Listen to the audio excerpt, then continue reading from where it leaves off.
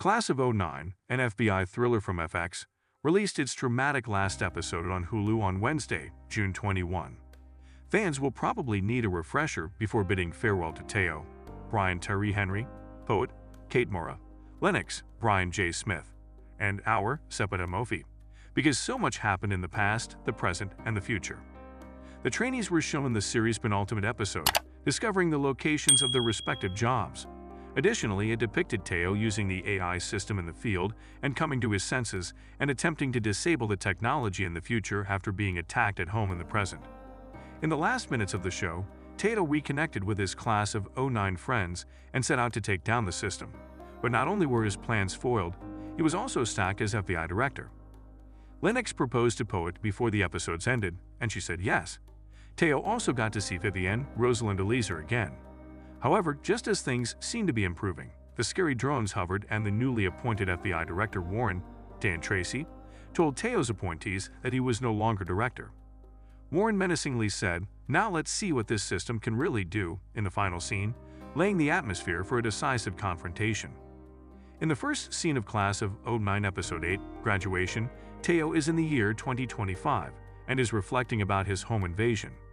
He tells Poet that he is mad as hell because someone tried to kill him, and he goes on to reveal that he joined the Bureau because the organization covered up the death of his father. "They attempted to kill me after killing my father, but I'm not going to let them ruin this opportunity for change," he declares. Later, Teo reveals to Poet that the attacker at his home was Kyle Wilcox, who was also dishonorably dismissed from the military, had no bank account. Teo found no proof the man had been purchased or bribed, but he is still confident it was a murder for hire. So Poet puts the case through the system and identifies 315 suspects, graded by likelihood.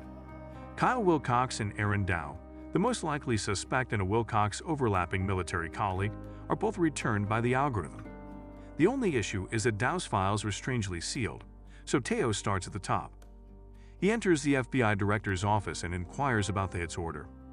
The individual explains that he was asked to explain the new approach to the federal authorities a few months ago after the Wall Street arrests and the bank collapse, because he anticipated the information would circulate quickly.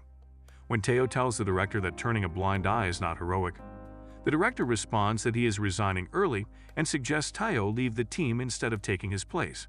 Teo doesn't listen, and as we know from the future scenario, he ends up running the FBI. However, the climax reveals that Teo was only permitted to maintain the system if he complied with a list of exceptions. These individuals include spies, diplomats, and the president, among others who can never be considered suspects. When Teo returns home and tells her about his promotion, Vivienne is at Teo's house looking at a pregnancy test and begs him not to take it. She wants Teo to leave everything behind with her in order to assure their safety because she is still shaken by the home invasion. He then goes on to say that he will carry out his plan whether or not she is present, and our attention shifts to Poet and Hour as they engage in their own difficult conversation. Hour discusses her reservations with the current AI system and claims that Poet is the only reason she didn't leave from the Bureau after her work was stolen.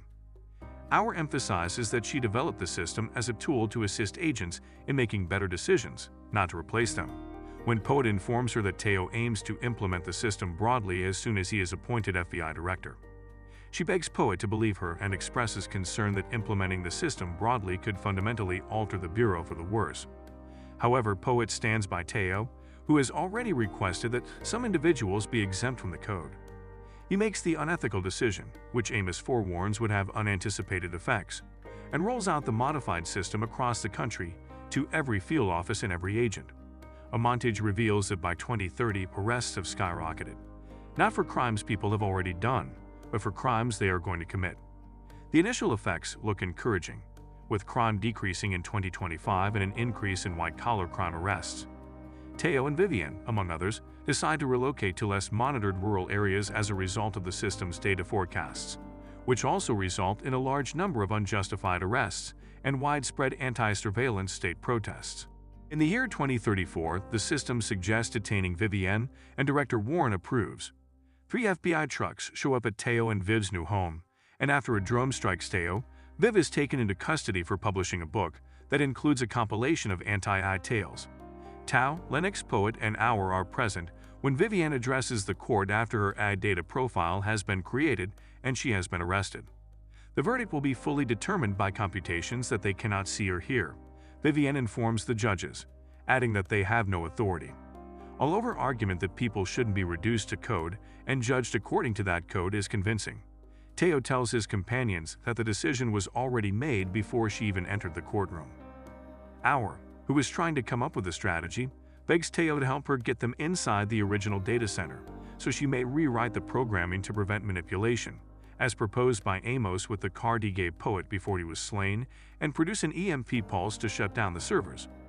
The big idea is to get rid of the exemptions Teo once consented to, making everyone on an equal footing with the law. The 2009 graduating class is so certain that those in positions of authority won't want to jeopardize their own accountability that they plan to overthrow the current regime themselves. Armed with weapons, the party moves to the original data center, takes out patrolling drones, and successfully enters. With Amos' card, Hour successfully reprograms the code, and the group exits the center with their hands raised in anticipation of being arrested. When Director Warren sees Teo in custody, Teo explains that he wanted to make sure that others could no longer misuse their power.